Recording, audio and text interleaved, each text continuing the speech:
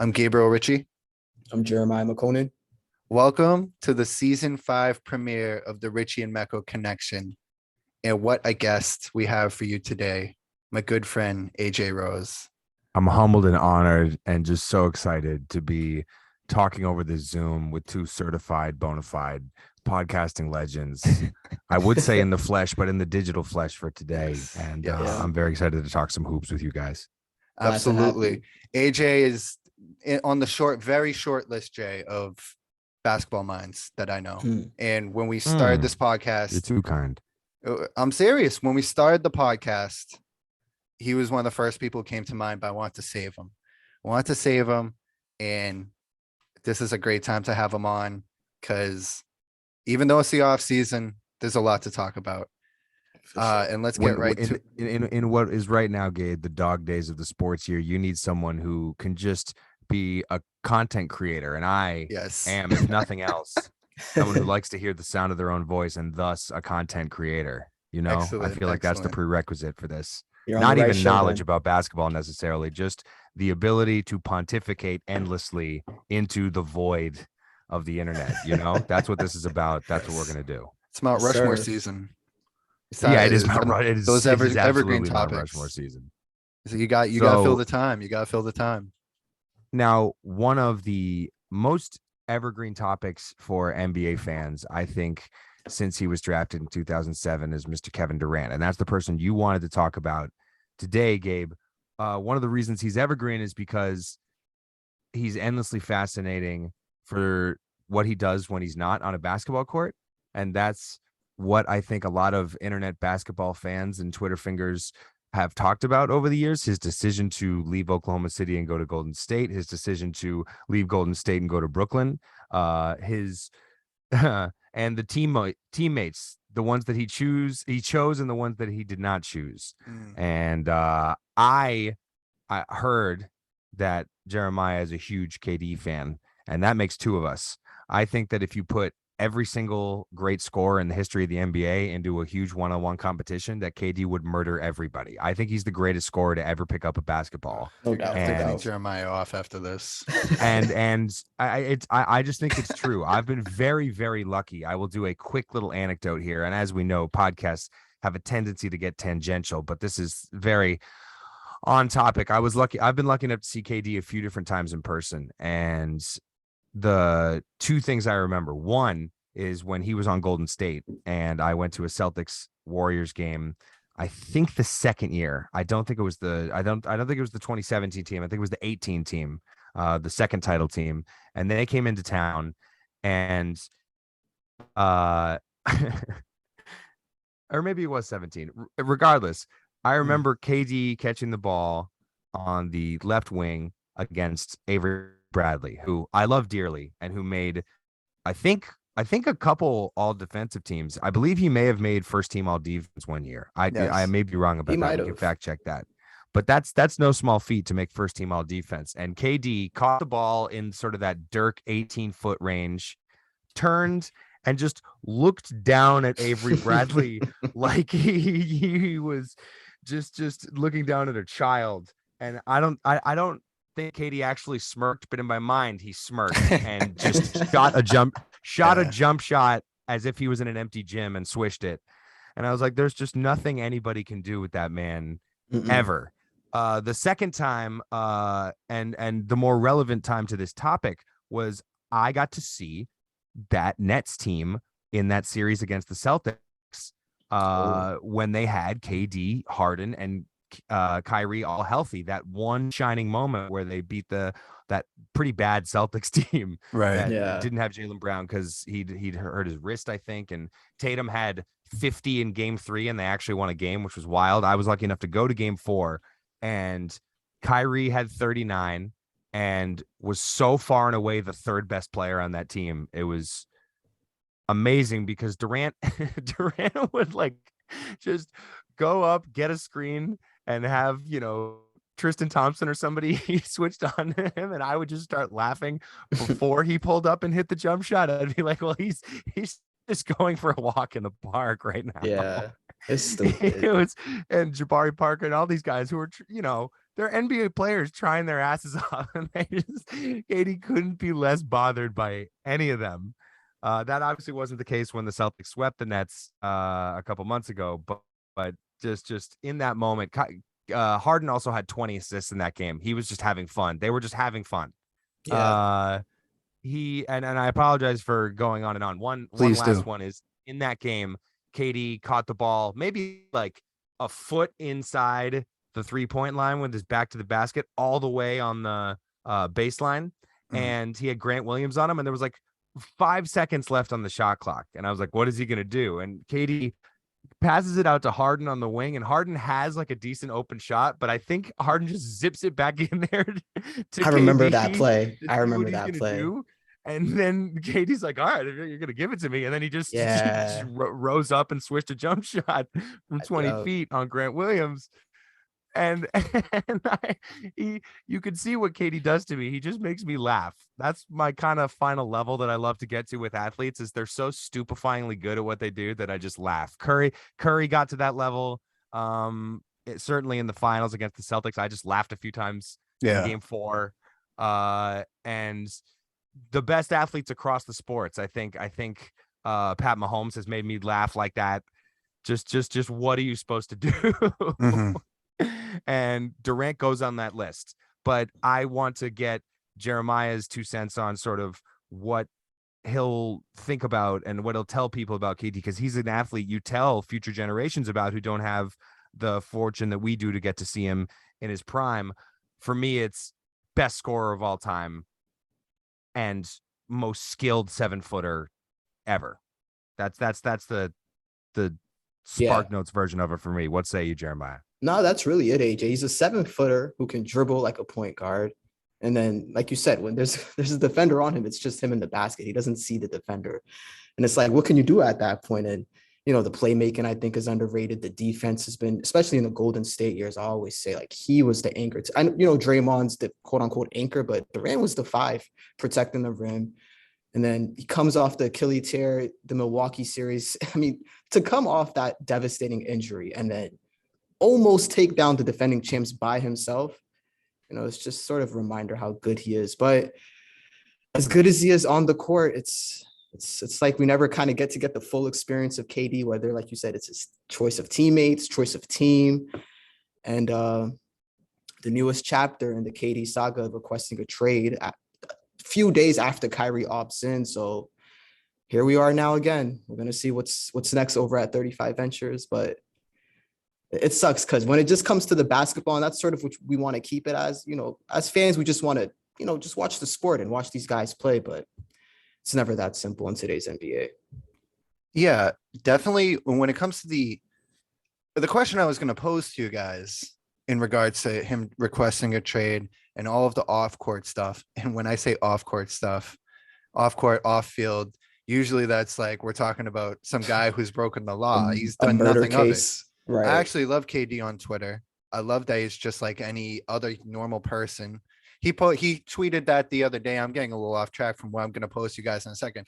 But he said, what did he tweet? The Like, what did legacy. you do to improve your legacy today or something? Amazing. I loved that. He's one of Yeah. the great posters. He's one of the great posters I've ever seen. Certainly for an Yeah. athlete. There was a For lady sure. who goes, "Oh, I took out the dishes out the dishwasher," and he was like, "You know what? You were a leader in your household. You added to your legacy." bus today." It's driver. like that's Bus perfect. But he does. I do find him to be. And I was texting with AJ about this for a short time. And I've said this to you a million times, Jeremiah. Mhm. A poor judge of character.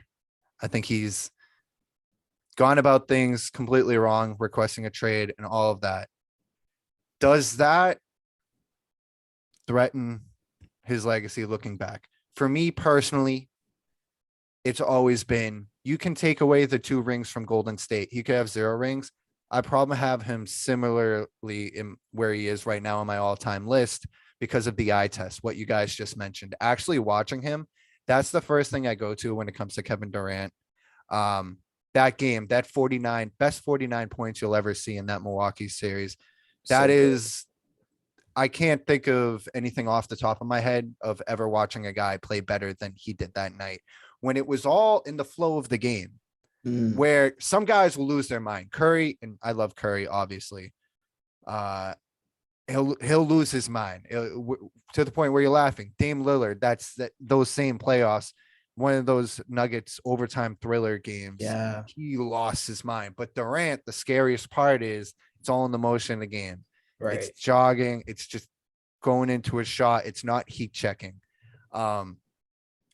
But I really wish, because I do the eye test. I love watching them. There's few players I've loved watching more in any sport, but the off the court stuff when it comes to choosing your teammates, making decisions, the Golden State thing, people tried to defend it. Oh, best basketball situation. Yeah, no shit.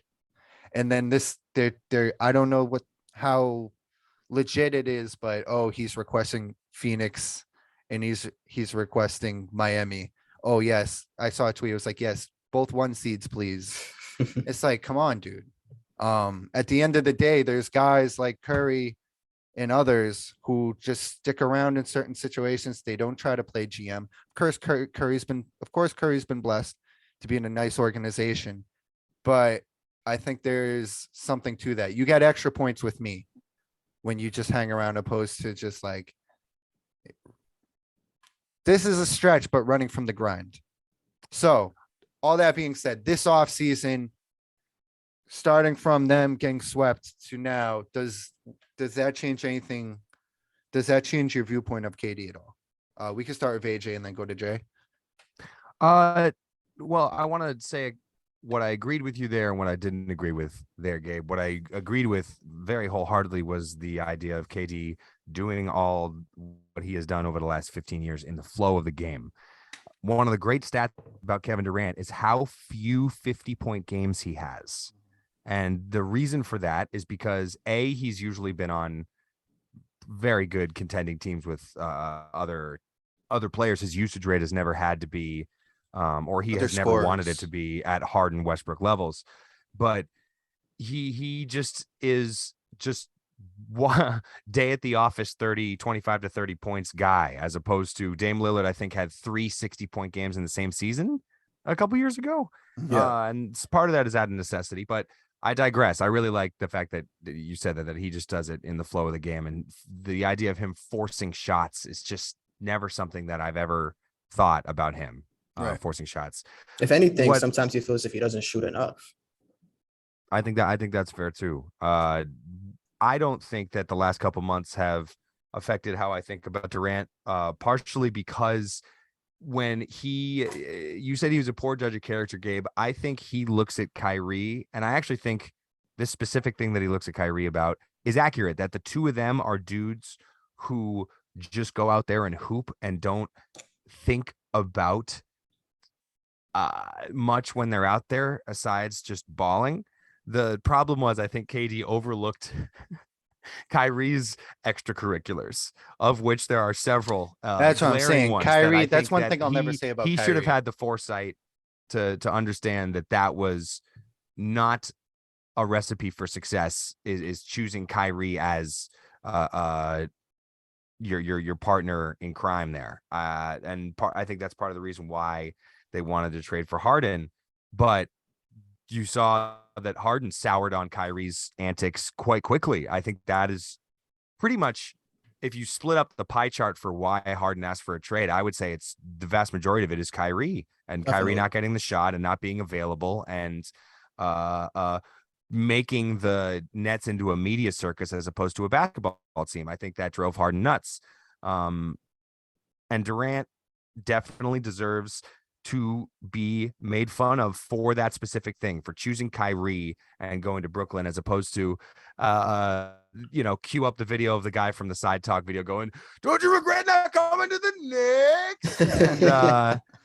And I think that's true, even though that was a bad situation at the time. If Durant in 2019 had said, "Fuck it, I am a walking playoff appearance, I'll go make the Knicks relevant," that would have been I don't think Durant is the idea of him being sensitive and caring what people think. I don't care whether he does or doesn't, but I don't think he cares that much because he's such a good troll. I don't think he cares. I think they all do to a degree.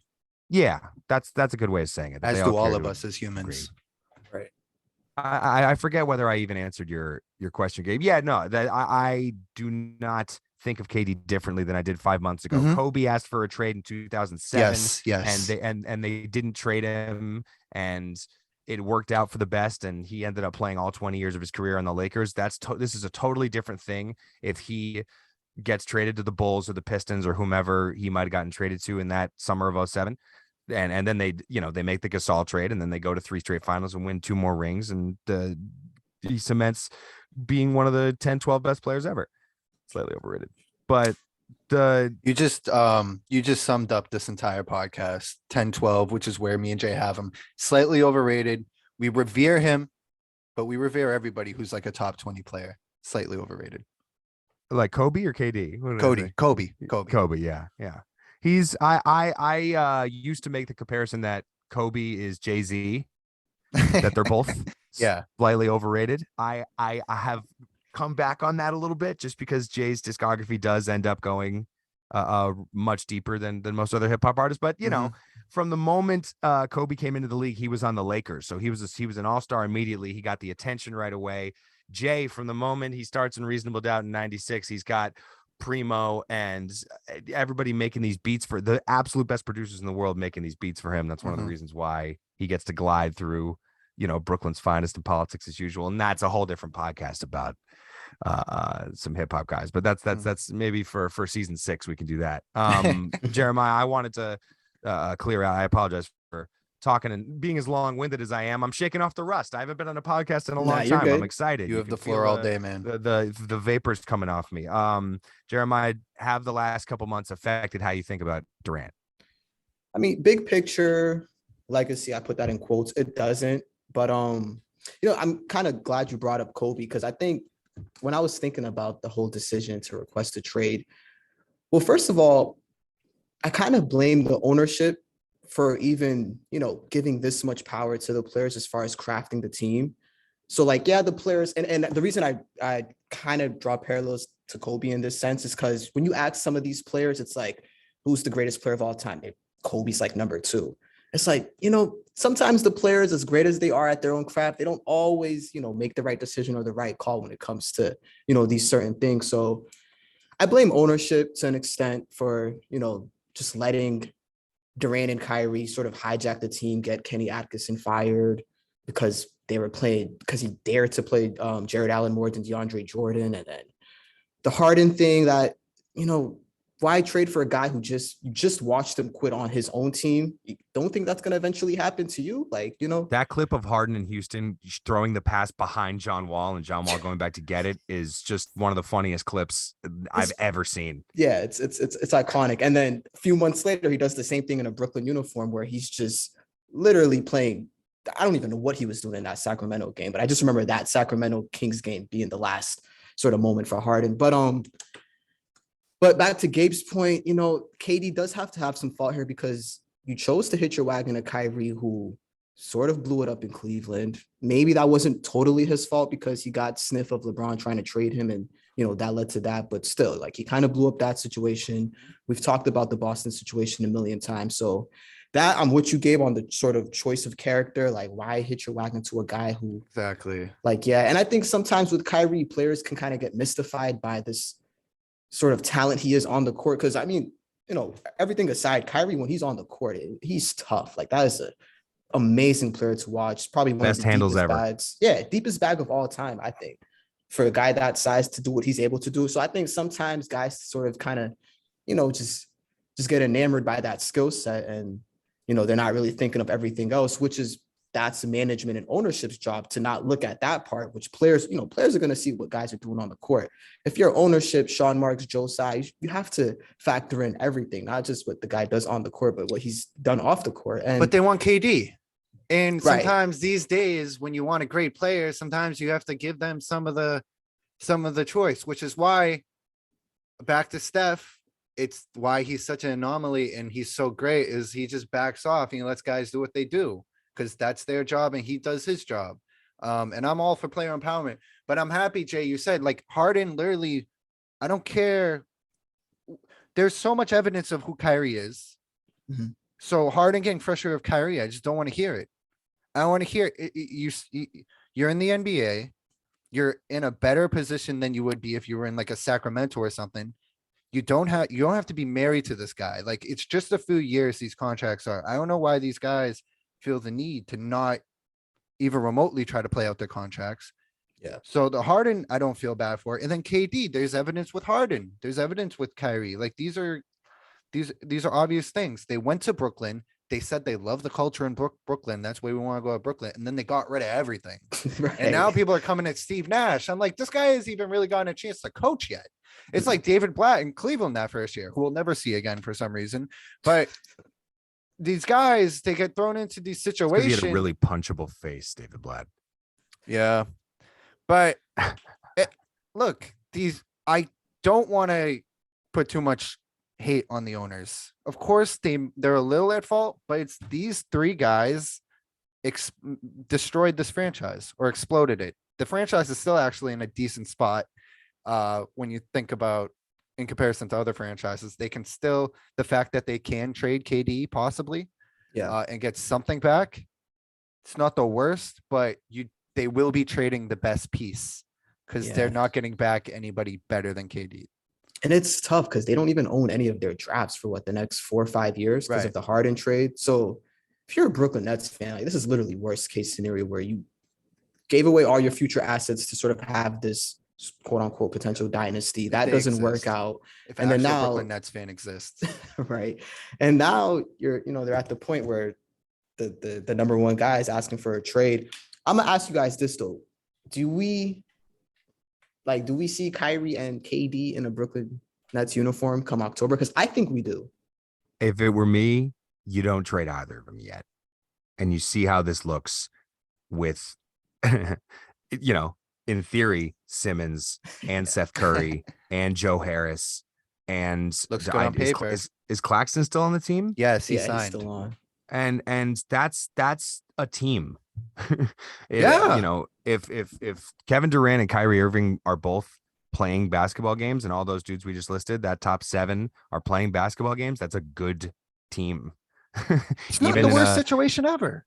Yeah. And winning helps so many things. If they all played, because I don't think it's in Durant's bones to do what Harden did in Houston and just intentionally play poorly. I think he loves basketball as an art form so much that there's no version of him that's mailing it in.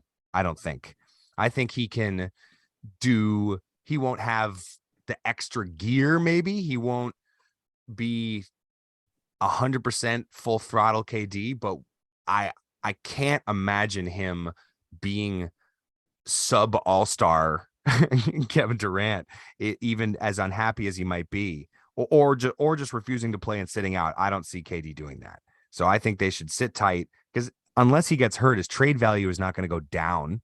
Mm-hmm. What do you think Durant's we're going to be like, oh, Durant, after being an MVP candidate when he was healthy last year, he's really taken a step back at age 34, 35. I don't see it, because his game is too good, and it's set up to age as beautifully as anybody's. Yeah. A lot of guys, Curry's the same way. Like their games are just going to age so well because they can shoot from anywhere. I mean, he got the max after the Achilles tear. So that tells you management is like, we're not worried about this guy as far as aging. But you guys nailed the most interesting angle of this whole thing, is the discussion about player power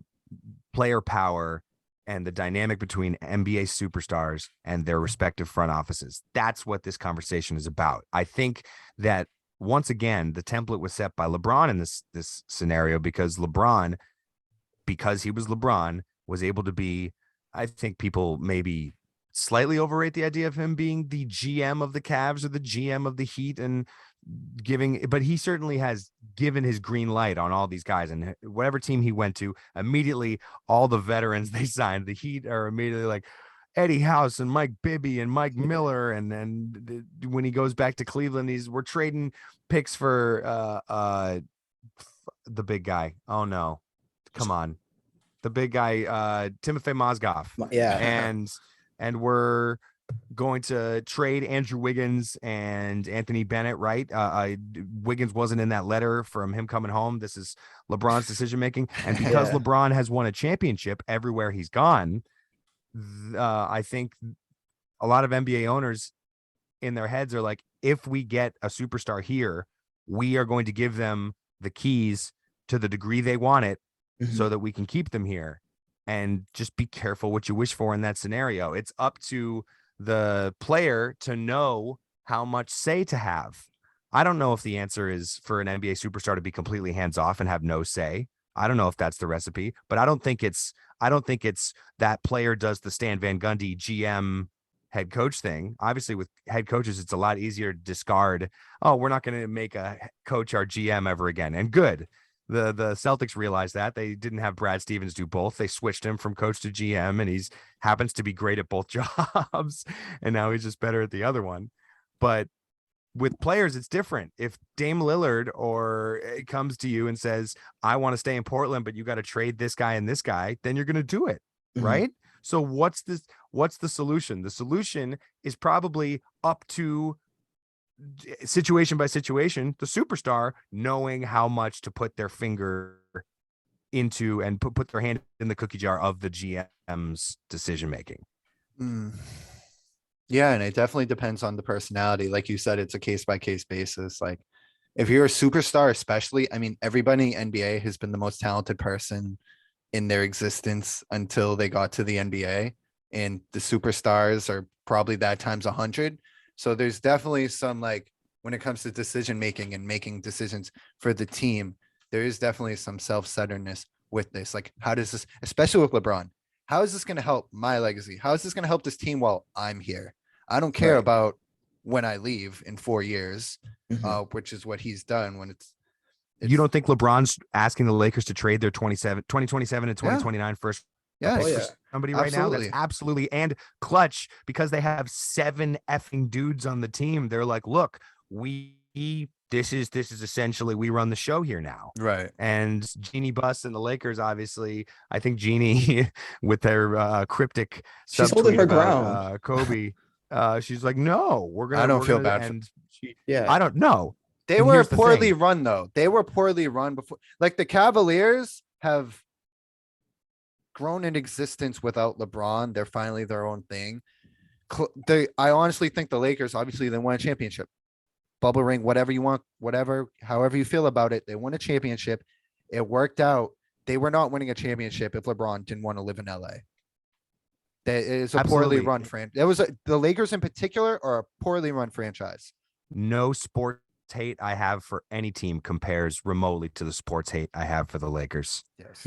I have to clarify that sports hate is different than actual hate. Hate is too strong a word, but sports hate for the Lakers, because they were absolute dog shit from the moment Kobe took that 2-year, $48 million extension at the end. Really, from the moment he tore his Achilles in 2013 until LeBron decided to go there in 2018. They were awful. And every player who left that team got better. Brandon Ingram, Lonzo Ball, Kyle Kuzma just did it a couple years ago. In terms of talent development, their guys just all get better when they leave the team. It's incredibly just the fact that LeBron just wanted LA as a home base, and then Anthony Davis says, get me to LA, and then they win a ring. It's incredibly frustrating. And that's the only franchise in the entire NBA that can operate that way and fall ass backwards into the 2 superstars. Yep. You know, and then they ruined that. They ruined that. They got rid of the guys who did the dirty work for Russell Westbrook. They didn't want to sign Caruso. They didn't want to sign KCP. Caruso. You didn't want to sign Alex Caruso, man? Like, how many dudes like that do you have to watch be important parts of playoff teams? Like, LeBron should know that. I can't believe that LeBron greenlit the idea of trading those dudes for Russell Westbrook, but that's sort of its own discussion. NBA free agency and the idea of superstars wanting to control GMs makes me think about this KD situation and whether any superstar will be like, hey, franchise, I want you to get KD on my team. And who would be the most interesting guy to do that? Is Devin Booker going to be like, yeah, trade Mikal Bridges and sign and trade DeAndre Ayton, even though they can't do that because Simmons is there because of the blah, blah, blah, blah. But find a third team to take Simmons, find a way to get KD on this team with me and CP, and let's go win a title and do the Suns ownership. And Suns ownership. Correct point. no tears, no tears for any owners, no tears for any Yeah. owners in this scenario. You get to be and the owner of a team. You got generational wealth coming out of your Especially ankle. Phoenix's owner. Oh yeah, Sarver. Oh my Yeah. god. Yeah, no tears for Robert Sarver whatsoever. But to me, the most interesting one and the place I want Kevin Durant to go is, and I think it would take this person saying this, is if John Morant says, "Get me Kevin Durant." Wow. If John Morant says, "Get me Kevin Durant," which I don't think he'll do, by the way. I don't think he'll do that. But if he did, if he went to Memphis, because he means more to Memphis than a lot of players do to a lot of cities. He's Yes. if he said, "I love Jaren Jackson Jr. We've grown up together. If that's what it takes to get me Kevin Durant by trading,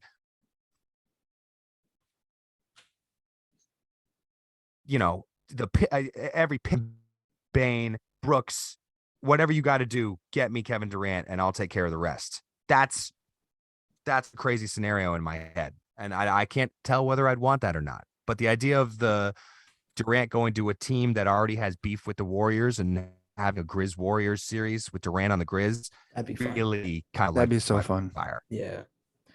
I guess my disappointment with KD kind of comes from like the ink is still hasn't even dried yet on the 4-year extension that he signed last summer.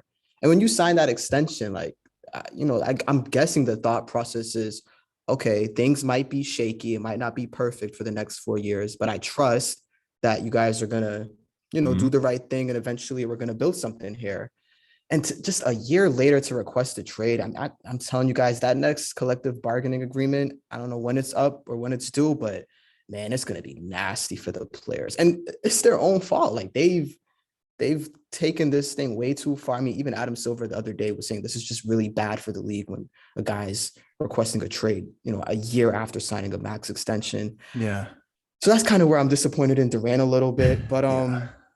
It's funny because, like going back to what you guys were talking about earlier about the current state of the Nets, him and Kyrie staying is probably the best case scenario for both of them if they want to win the title. I mean, Yeah. as much faults as the management had, they kind of fixed it by they signed TJ Warren, Edmund Summers. They signed someone else. Like they kind of got more wings, which was an issue for them. We saw it in the Boston series when they were playing Patty Mills and Seth Curry a million minutes. But oh right, they I signed don't TJ know. Warren. It was incredibly sneaky.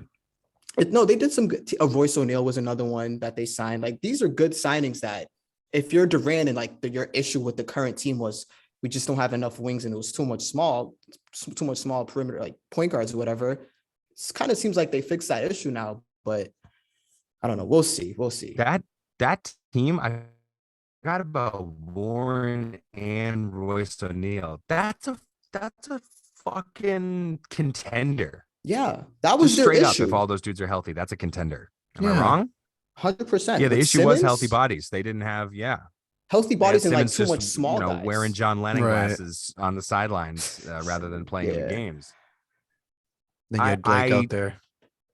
We'll move on now, but the Durant thing, I'm hoping that they run it back with that team and with TJ Warren and Royce O'Neal and start the season 15-5 and they kind of flip the narrative back for themselves and we get to see them truly make a run for it because Philly got better, Bucks are still, the Celtics got better, which we're about to talk about, and the East, those 4 teams, if that's the second round of the East, that's a bloodbath. Oh yeah, It's crazy how so much exciting. better the East got as soon as LeBron left. I And know. the Celtics would still beat them. Yeah, for sure. That's my thing. People, LeBron, the trips to finals. Look at the Eastern Conference during his time there. And as soon as he left, Kawhi shows up, and ever since then, you got Giannis been and up. these monsters. Meanwhile, LeBron was going against Tatum and Brown when they were in diapers, and freaking the Isaiah Pacers were Thomas. his toughest matchup. Roy Hibbert. Yeah. I think that's fair in terms of the depth of talent in the league being much deeper now than it was from 2011 to 2018 when LeBron made 8 straight finals, but just the sheer amount of minutes and miles that dude put on his For body sure. 8 straight years can be there can be no, I don't think there can be any poo-pooing of I'm that to poo-pooing. me. I'm poo-pooing the people who I'm not poo-pooing the minutes. We did a whole top 50. We had LeBron, me and Jay both had LeBron at, we did a 3-hour podcast. We both had LeBron at 2 all time. And we went on and on about the endurance and all of that. But the people who say, oh, LeBron's played against more Hall of Famers and this and that, and when they use certain cases against MJ and other players, I'm like, just the talent in the East, not just the talent in the East back then compared to the talent now, but the talent in the East compared to back then compared to what the West was back then. Where Absolutely, it was yes. just a tougher, whoever was coming out of the West was going through such a tougher trial than what LeBron was, whatever team he was on. I don't know who the best team that LeBron beat in the Eastern Conference in those 8 years was. Maybe it was the D Rose MVP 2011 Chicago Bulls. Maybe it was that Which we got robbed of. that middle Pacers team that took him to 7, the 2013 Pacers. Maybe it's that 2015 60-win Hawks team that they swept. Absolutely Maybe it's not. Yeah. maybe Not it's that the Hawks team.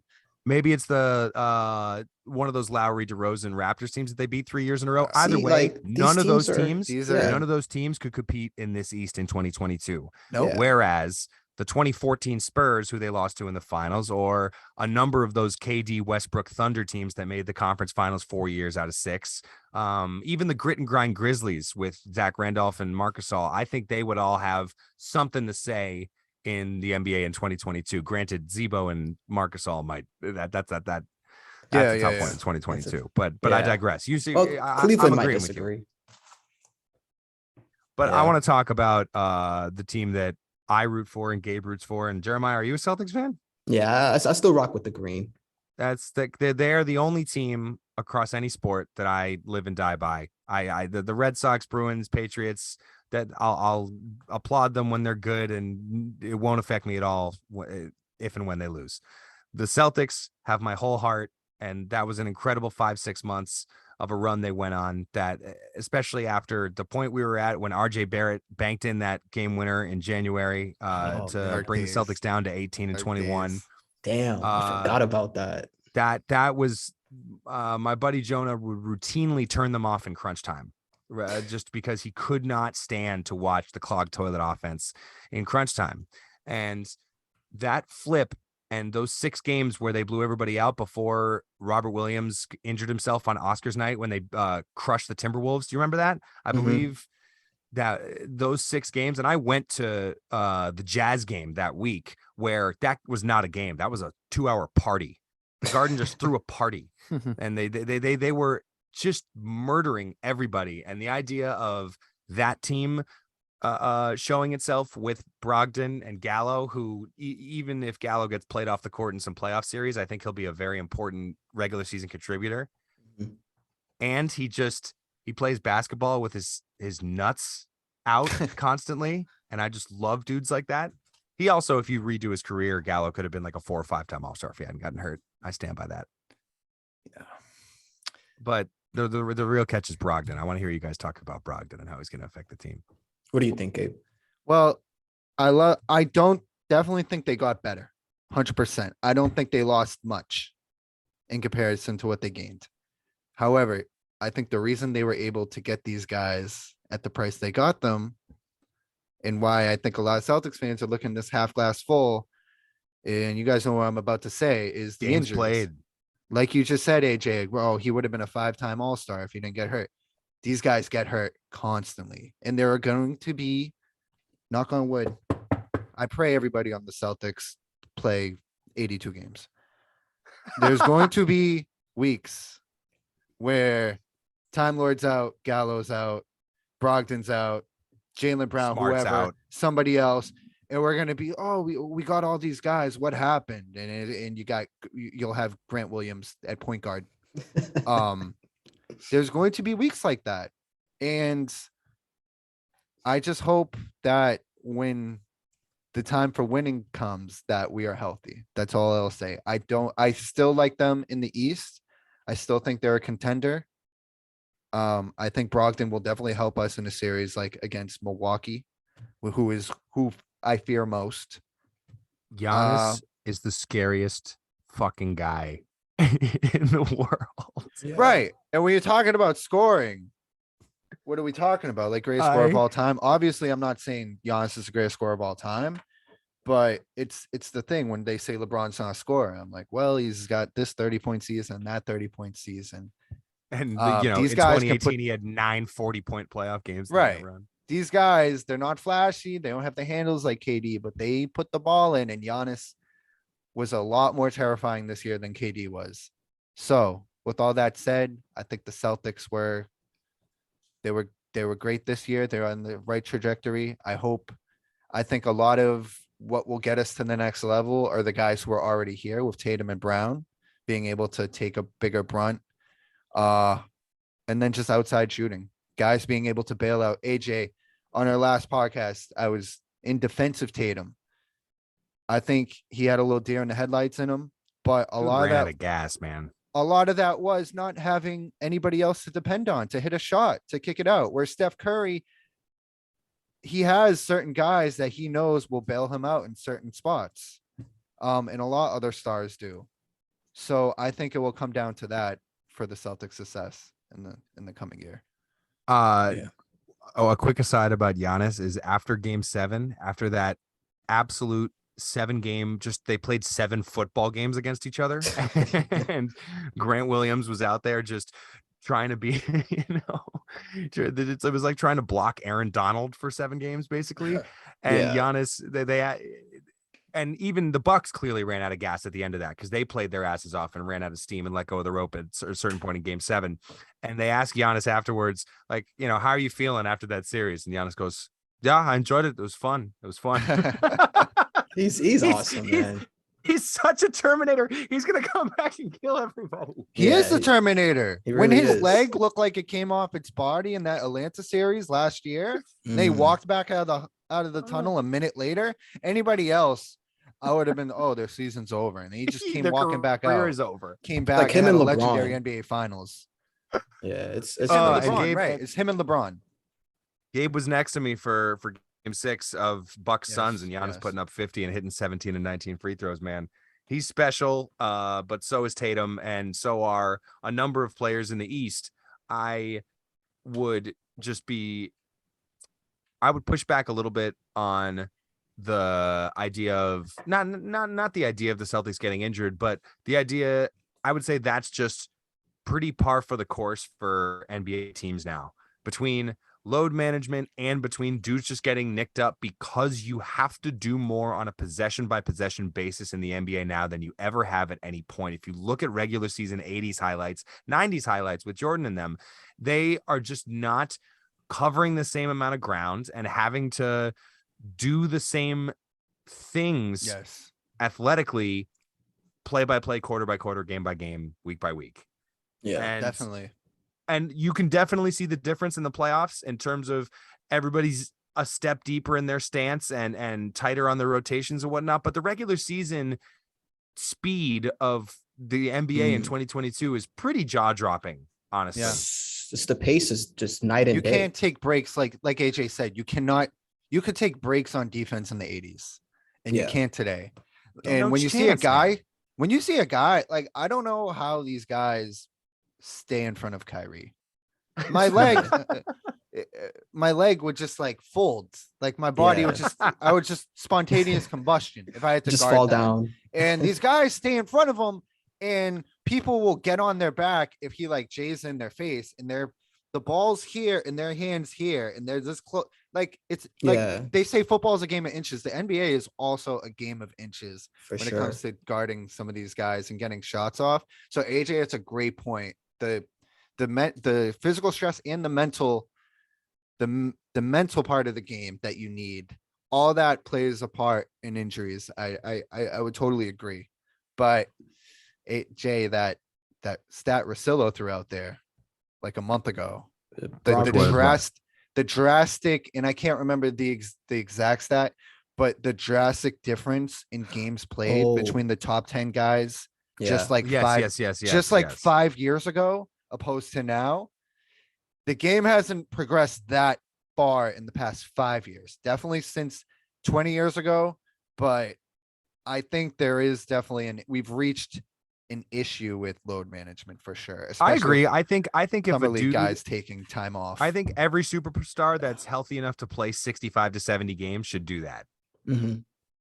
You know, Yeah. I understand if you don't want to play all 82. In fact, I think given what you need for 2 months in order to make a run to a championship, that's probably a bad idea to play a dude 82 games. Mhm. But playing somebody 50 just because they want to make sure they're ready. Yeah. That's And then they still get hurt. yeah. And again, I think some people will have the confirmation bias of looking at what Toronto did with Kawhi. I don't remember the exact number of games Kawhi played in that season for Toronto, but it bore Right. itself out that he was able to play the entire playoffs, even though he was injured in the playoffs. Yeah. And Still got injured. and yeah, that's a good point, Gabe. And got them all the way across the finish line. And I don't know if Yeah. they would have been able to do that. You know, who's to say if they would have been able to do that, or if he would have been able to go if he'd pushed it in the regular season and didn't have as much gas or got hurt worse. So Mm. I don't know. One guy that, again, with Giannis, you don't have to worry about this because Right. he's just going to play. He can play. Right.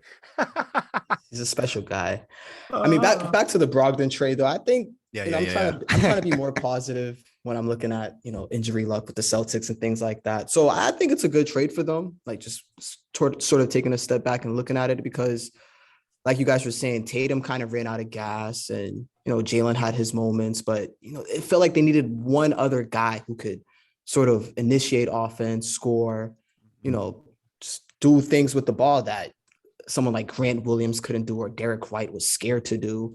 And having a guy like Brogdon, I think, is going to help. Gallinari, just another guy who could stretch the floor. That's going to help too. But yeah, I don't know. It's tough though because I think Brogdon's. I mean, it's only like 50 games in the Also- past 2 years or something that he's played. So you have to keep that in mind. Absolutely, yes. Also, the thing that the Bucks and specifically the Heat did to the Celtics, where they were just like, you guys can't dribble the ball and we're just going to force as Yep. many turnovers as possible. Brogdon Yeah. is an enormous help in that specific department. You can't do that with him. Takes pressure off And- Smart. And the 3-guard defensive rotation of him, White, and Smart together and how well they can switch up a position. Yeah. And the idea of it being Malcolm Brogdon doing the decision making in the handful of crunch time possessions that Marcus Smart usually has the ball, that's I feel better about. A, Marcus Smart is an off-ball guy and being able to make plays in that way, and B, Brogdon, if he decides to do the Marcus Smart thing where he yeets a shot up, he's actually a pretty damn good shooter. Yeah. I know he hasn't been 50, 40, 90 since he won Rookie of the Year, but that guy is in there. He Mhm. can go get a bucket. Yeah. Mm. No, it's a good signing. Very good signing or a good trade, I should say. It's a good. And by the way, I might have sounded pessimistic there. I agree with you guys. I thought it was a good trade. There's just some people out there acting like we just got freaking Kevin McHale or something. Right. Yeah. It's just not the case. I also still believe in Neesmith and really was all in. You know, I see the world through green goggles. I'm so glass half full on them constantly. I You really are. do. You are. I I just need you in my love, life for that reason. I love this. I love the Celtics so unconditionally all the time, even when they clearly make mistakes. Neesmith coming in game 1 against Miami and being just the manic energy. Had 3 blocks, and I think, you know, was so blocked Butler, and then Butler baited him into a foul right afterwards and smirked at him. But I loved Neesmith's heart, and if he could get rid of those yips and actually knock down a shot, he'll have an NBA career. Also, I love Daniel Tice forever. The war on Tice will continue. Yeah. Indiana. It's back-to-back good off seasons for GM Brad here, guys. Yes. And- Unquestionably, even if Brogdon and Gallo both get hurt, it's still worth the risk to do what they did For sure. because they didn't give up that much. And I don't know if we brought him up, but Ime, I expect him to be even better next year. Yeah. Do you know what Ime Udoka is incredible at? He's What is it? incredible at standing. Yeah, He's yeah. the most Well, he's That's the, what he's the people are most- criticizing him for that when they were bad in the fall. I was like, what are you Yeah. criticizing a guy for standing, for looking invested in the game? I didn't get He- it. Yeah, He is the most confident man I've ever seen in my life. for sure. Just He should the be. way he stands. Yeah. I'm like, I It's like, yeah, if Udoka told me something, I'd believe him, man.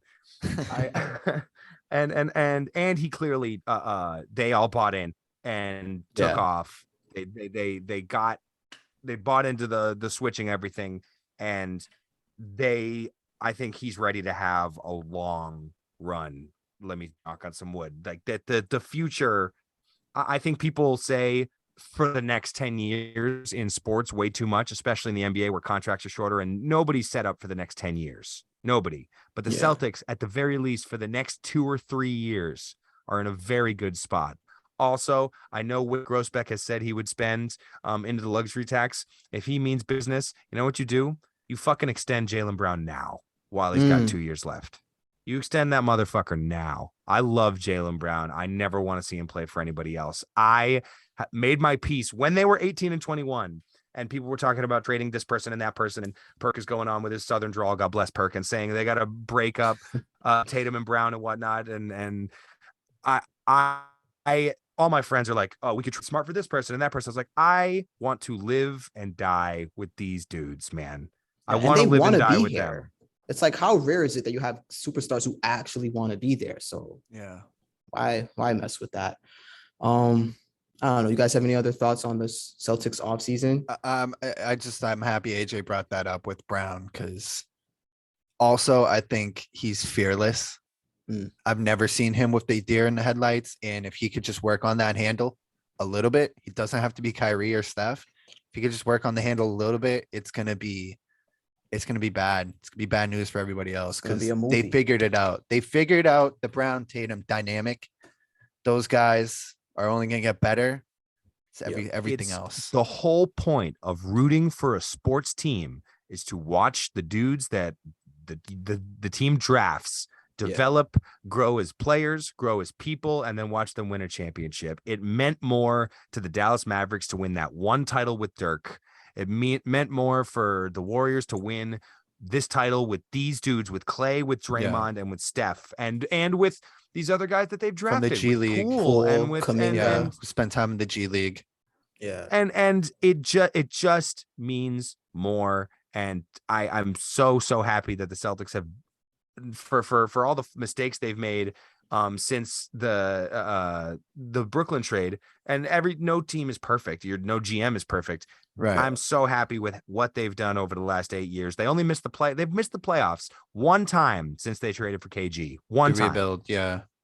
They have the most playoff wins in the NBA, actually second to the Warriors over the last 15 years. That's that's incredible. It's just that just hurts glorious that time, hurts my man. feelings though, because It's like, you know, no you go rings back to show for 08, it. you go back to 08, and it's like they're 2 injuries away from a three-peat, and you're not going to tell them that's not me being biased Celtics fan. Like they were better in 09 than they were in 08. And then 2010, they lost the thing that was gonna get them over the hump against Big Andrew hurt. Bynum and Gasol. No rebounds, and no Tartek. rings. Yeah, right, exactly. So yeah, the fact that kind of just that hurt my feelings even more. But I do love the Celtics. I am forever green, just like Tommy Heinsohn Forever green. and AJ. Miscellaneous NBA free agency notes as we go forward. One, if the Utah Jazz make the decision to jettison Donovan Mitchell somewhere, I think that's the right decision given what they got for Gobert. And two, where would you want to see him end up? Well, I'm actually glad you brought up Utah because so to answer your question real quick on the Donovan thing, What's going on? send him to New York. It's With incredible. I don't know. I mean, they're definitely going to trade him though, because the sort of the thing with Danny Ainge around the league is if he can't win a championship with you, he's not going to be middle of the pack. Like he's either going to tank or go for a championship. So I see that trade coming soon. I did want to hear y'all's thoughts though on the Gobert trade, because I think that trade kind of, in a way, influenced the market, and maybe it's why this KD trade is not happening as soon as one might thought. Because I mean, it was. All right, I'll just read it off for you guys. So the Wolves obviously received Rudy Gobert, who's 30 years old. He's going to be making 38, 41, 43, and 46 mil in 2026. And then Danny Ainge, that that fleecer. He gets Malik Beasley, Patrick Beverly, Walker Kessler, Auburn kid, who I actually kind of fuck with, Vanderbilt, and 5 first-round picks. So on the surface, is that a good trade for Minnesota? I mean, for Utah, it's a great trade, but for Minnesota, I think it's really where the discussion lies. Is that a good trade for the Timberwolves? What are your thoughts? For the Minnesota Timberwolves, if they make the playoffs 4 years in a row, it's a good trade. Okay. Yeah, you saw For how they other- acted after the play-in. God, I mean, It's only up from here. I love it. I loved that celebration. One, because celebrate. It's not one or the other. It's not one thing or the other, right? Like, you are free to celebrate winning a game, a hard fought game, and people are allowed to make fun of you. It's both those things. That was Right. my favorite part. The inside the NBA guys just having a ball. It's just And like, that was good great for content. Patrick Beverly and those dudes. Good for them Yeah. for wearing their hearts on their sleeves after making the playoffs, man. For sure. For You sure. know? hmm And for Cat, and granted, I mean, you saw how close they were in that Grizzlies series, right? Yeah. That was Jay, that entire series was on Jay bath saw it. salts. Yeah. I thought it was gonna be a sweep. I think Gobert and Towns are going to have some struggles sharing the floor together. But if Gobert is a walking top 10 defense, and I don't know, over the next 3 or 4 years, they win do they average a series a year? Do they break through and make one conference finals? Do they just even make the second round a couple times, a la the Wall Beal Wizards teams like that? The Utah, the Minnesota Timberwolves would kill to have the success of the Washington Wizards. That's the state of Ugh. affairs for that franchise. You got to Yeah. realize yeah. the It's fair. dregs of what they are, you know? So that's the angle for me. Is it an overpay, an absurd overpay? Yeah, yeah. of course it is. Of course it is. But like, we, the three of us growing up in Boston, have no concept of what it's like to not win a playoff series. They made the conference finals in 2004 with KG, and they have never gotten past the first round other than that in 33 years. Yeah. That I have no idea what that's like. None. So I sure, agree. I agree with you, AJ. get Gobert, make the playoffs several years in a row, win a series or two, and establish a baseline of competency with your franchise, and it's worth it. What do you think, Abe? I mean, I agree. I think it is up. I think the vibes around Minnesota in general have not been this positive probably since Kevin Garnett was there. Because you had Towns has always been a bright young star, but it's always been, I hate to say this, it's the does he have that dog in him question. They always bring that up. And now there's 100% a dog there in Anthony Edwards. And the city, it just feels alive around this. I think at least second round in the next That's 4 the other years. reason why you make the trade is Ant. Yeah, you're Yeah. making that better. You're betting on him just excelling, becoming even better than he already was. What he Yeah. was doing in the playoffs as what is he, 20? 2021. Yeah, he's a baby. 20. He's not 21 yet. He's 20. Yeah, crazy. That's where you don't see that every day. Somebody that young performing that well in the playoffs. Was he Yeah. perfect? No, but that early playoff experience in the Western Special. Conference, and like AJ brings up the Wizards, getting to the second round in the Western Conference playoffs is a lot different than getting to the second round in the Eastern Conference playoffs. Very true. Especially back then. I was just shitting on that time period. Yeah. I like the trade. I like the trade as well. And did you ever pay? Yes. Sometimes you have to do that in the NBA. And Yeah. sometimes I don't know if And- they had to. I actually don't know. It's worth mentioning that I don't know if they had to give up that many Yeah. first rounders, but that's Danny Ainge. I don't think, Right. I don't think they had to, but I think Minnesota's ownership, I know it's the Mark Lowry. He's an analytical guy from what I was reading. And then Alex A-Rod. Rodriguez. Right. So it's like, they're kind of, which goes back to the point, like, I agree with you guys. It's a good trade because it sort of brings a good morale to the city, to the organization. And if you're an organization like Minnesota, that's kind of what you need. And I think regular season it's gonna bode well for them. They're gonna be a good regular season team. Defensively, like you mentioned, AJ Gobert's a walking top 10 defense. I seen a stat Utah's defense was top 10 in defensive rating, five out of the 6 last seasons, and that's with horrible perimeter defenders. And then here's another stat I found, which was just insane. So, and we could talk about this, and maybe we could close it off with the whole rule on the change of the take fouls and some of the new rules that the league implemented. But players with the most take fouls last season. So first was Russell Westbrook, big surprise. Second, Donovan Mitchell, 38. Third, Mike Conley, 37. Fifth on that list is the Utah's Bogey at 34. So that shows you that Gobert, with that sort of just lackluster perimeter defense, to be able to still keep them at top 10. And you now fast forward to what Minnesota has with Anthony Edwards and Jaden McDaniels, much better perimeter defenders. I think they're going to be really good in the regular season, but my concerns are offensively in the playoffs. What does it look like? And that we will. Do you think Grant Williams poured one out for the take foul rule after he heard? Probably. A lot of guys did, I think. I'm so glad they changed that. Yeah. Man, I hated that thing. Ask Gabe.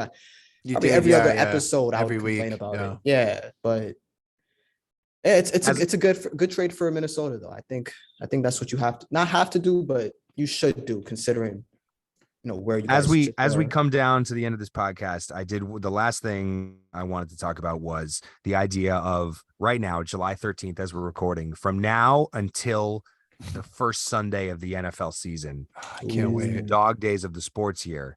And it is particularly stark what a desert we're in because the World Cup is in wintertime this year. And I found myself so upset that I didn't have the World Cup, because I love the World Cup, even though I really don't know much about soccer. I try and follow it. World Cup's fun here, but the World Cup is the last 3 World Cups have the last 2, 14 and 18, were incredible.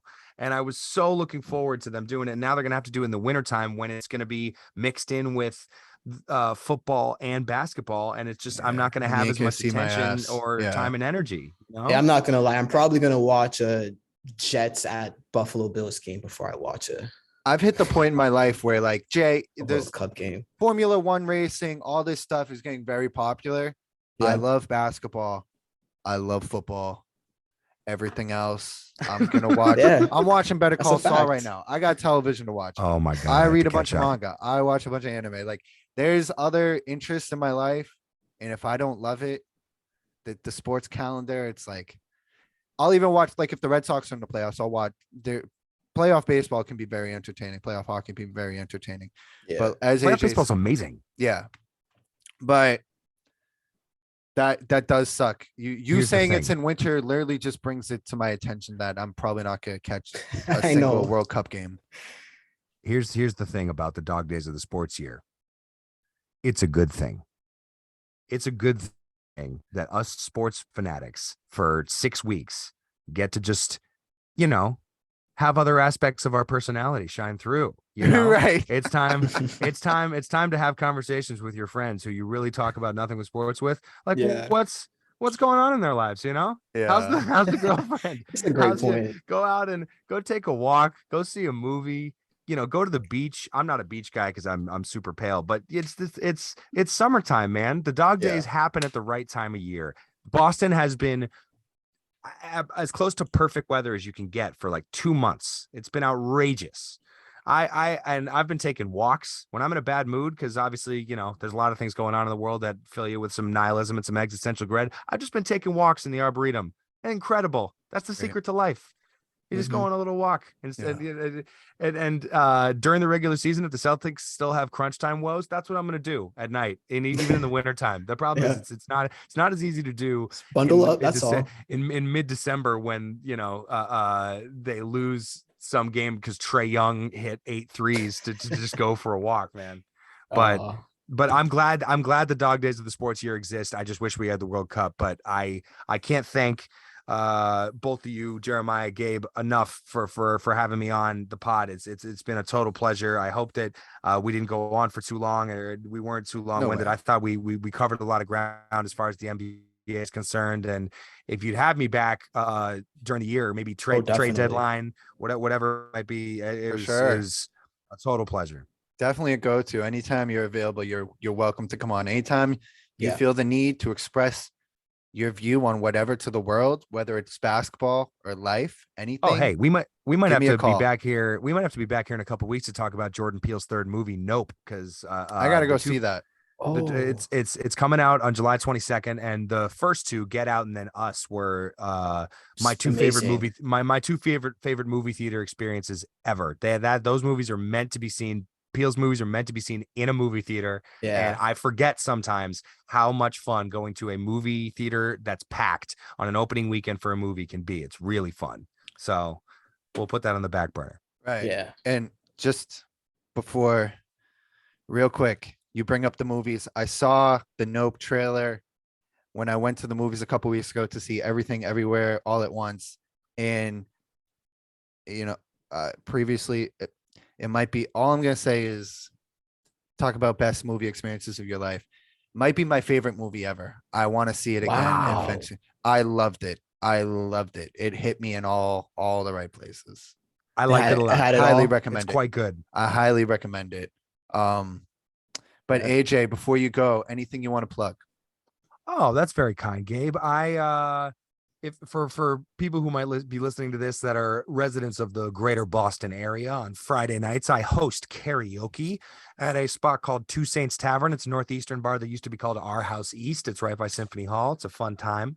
And other than that, you know, I guess ostensibly I do have a podcast. I haven't posted one in a year, Fighting Fire with Fire, the AJ Rose Show. We've done 140 episodes, but I have not truthfully, I have not posted an veteran. episode since April 2021. So that plug I have maybe to get that lead active to nowhere. again. Yeah, I got to get that out. And maybe you guys sparked the resurgence of There we Fighting Fire go. with Fire, and we'll have to do a home and home, and you guys will come on Yeah. Fighting Fire with Fire, and we'll talk about, you know, that's the way to do it. So yeah, Yeah. come sing karaoke with me. And once I get some DJ gigs going into the fall, I'm DJing usually at Lansdowne Pub or Bill's Bar, or one of all the places in Boston that you go out are the same. So you know, Beautiful. I'm DJing at one of those spots, but it's fun. And Gabe's got to come sing a song so we can do I don't know, Just a Friend by Biz Markie after some drinks.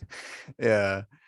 And then for us, Richie and Mecco Connection, just type that into any social media app you are using. You will find us. Join the Facebook group on Facebook, follow us on Instagram. We're going to get the TikTok going again, and then you can follow us on our respective Twitters. And that's about it. Yeah. This And will remember, be out. kids, go outside, get some fresh air. Yeah. Go enjoy the summer. Have a Go good shoot summer, some everybody. hoops instead of just talking about hoops on Twitter. Go shoot some hoops. Yeah, Congratulations people don't to the play ball. Celtics on winning the I 2023 did. championship. Some of you guys, some of these dudes in my life, AJ, for some reason, it got not cool to play basketball anymore. Like we're too old to play or something. It drives me crazy. We're out our primes. We're 23. Exactly, 4 years old. I'm 29, and you know what 29 is? It's a prime number. We're still in the prime. Mm. There you go. I love All it. right, guys. Thanks, AJ. Much love.